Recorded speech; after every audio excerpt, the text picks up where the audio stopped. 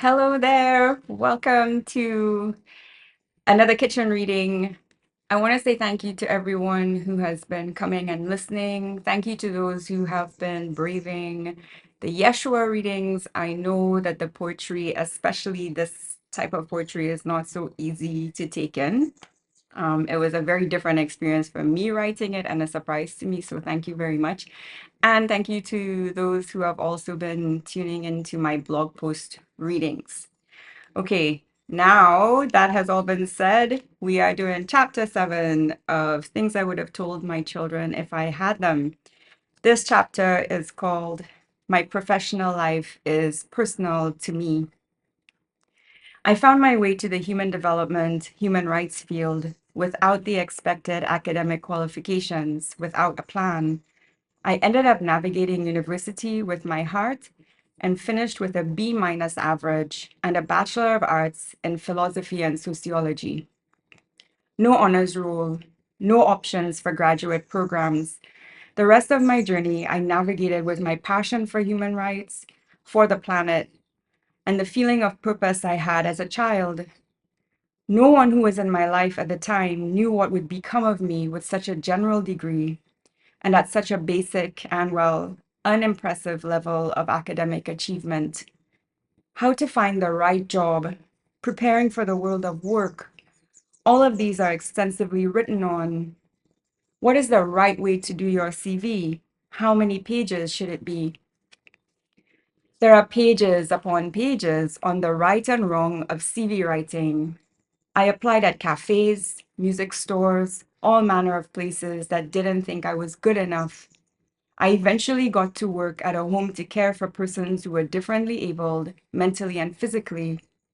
I was politely let go after getting myself into one of these situations where I was asking too many questions and being defiant. Sometime at a newspaper and classified ads, and then the obituaries and wedding section saw me resign during a period of corporate downsizing to then find my way to the development world. My first job in development was an internship with Oxfam Canada, sponsored by the Canadian federal government as part of signatory obligations under the Convention on the Ban of Anti-Personnel Mines and Unexploded Ordnance. I was living in Canada, having attended university there, and as I was walking from an employment center at the YMCA in a neighborhood known for government housing and Afro-Canadian and immigrant-related poverty, I saw at the top of a building the words, "Helping people help themselves," and Oxfam Canada written next to it. The words were part of a mural at the very top of the building. I don't know what made me look up, but just that one moment, looking up, caused me to make choices that changed the course of my life. I went into the building and walked up a narrow set of stairs to a small, quiet office. There I saw an advertisement for an internship on a bulletin board that I felt I urgently had to apply for. I had none of the required experience or academic qualifications. They wanted a master's degree for starters. At the time, the only experience on my CV was tour guiding for my family's business and working resident security at university. I didn't put in the place that I was let go from. On top of it not working out, I had only been there a few months. What got me the interview with Oxfam was my cover letter. I was told it was the best they had received out of 70 applications, as I remember. At the end of my interview, there was a deep silence, which was broken by the question, "How do you know so much about poverty?" To which I replied, "I grew up in the Caribbean." What else was I to say? I had not learned about poverty in an international development studies classroom, or what was then the stereotypically made trip to Costa Rica to build schools and do charity work. No judgment to those who did this. It is noble. I just did not have that option on my path. I learned principally by observing the pain of those around me. I also observed how hard my parents worked to give my sister and myself the best possible chances in life, whilst at the same time giving what they could to those around us who didn't have the resources we did. My parents always reinforced to my sister and me that we are all one human race. We are all connected and are each other's keeper. No matter how much we were othered, we were not to do the same. After 25 years in the human and environmental development field, working with a range of organizations, including several years in the United Nations system, I think all who knew me at my beginning, myself included, cannot quite understand how I managed to work in the areas I have. It is even less believable if I confront that I managed to achieve what I have because I began to pursue areas of work purely on the interests and motivations of my heart. I sought out what brought forth passion in me. We are not told to navigate the job market in this way. In fact, we are usually taught the opposite. Upon reflection, I realized with deep gratitude that my courage to live from a place of passion was supported through appreciation I received from unexpected people. When I left the newspaper, I received a lovely letter of recommendation from my former boss. He saw the light in me and understood my actions.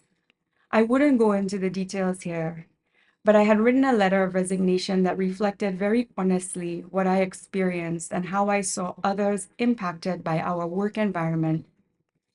Before leaving, I decided to share the letter with coworkers as a way of pursuing justice for myself and for them. It was the first experience I had of being an advocate. It was the only way that I could see to try to support the ones I would be leaving behind. This caused a stir with management. As a result, I was asked to do several exit interviews, and I could not have expected that I would not receive any pushback. In fact, there was acknowledgement that I had made some good points and that there was a lesson for management in what I did.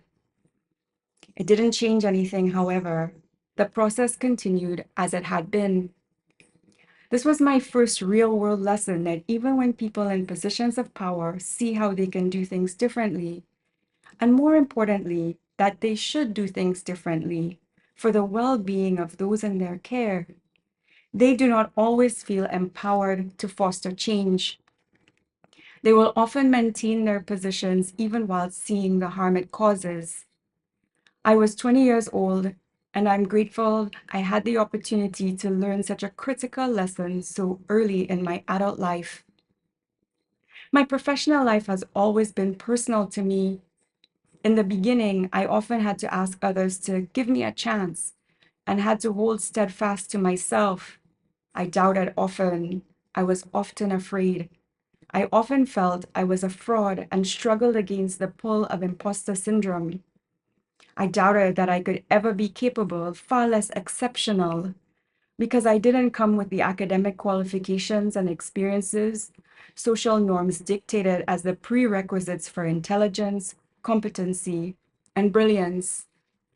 Still, I didn't give up, and I learned, as a former supervisor has said about me, sweating for everything.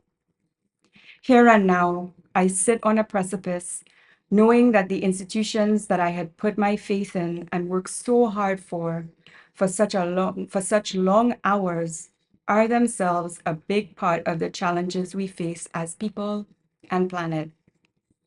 The institutionally established development world has shown itself to be a business, reinforcing rather than solving the problems of inequitable and destructive human development to secure its own relevance.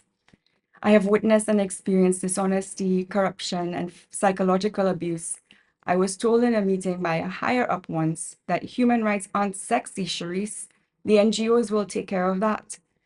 Such things, when said, was said with impunity. What does that mean for me now? Direct experience living, continuing to follow my passion, having the courage to break down my social programming and associated expectations and see what or who will be left. In this moment, I am living in greater truth to myself and others, with more trust in myself and others. I'm compelled to surrender to the ebb and flow of life, having faith that I have all I need to navigate this ever-changing river. Key points. My professional life is personal to me. It is possible to successfully navigate the world of work, guided by the motivations of our hearts and what brings forth passion in us. Those in power will not always feel empowered to foster change for the well-being of others. Have the courage to break down your social programming and corresponding expectations and see who will be left. Surrender to the ebb and flow of life, having faith that you have all you need to navigate this ever-changing river. Thank you so much for being here. Like and subscribe to this video on my channel. Buy my books, leave me reviews on Amazon and Goodreads. Take care.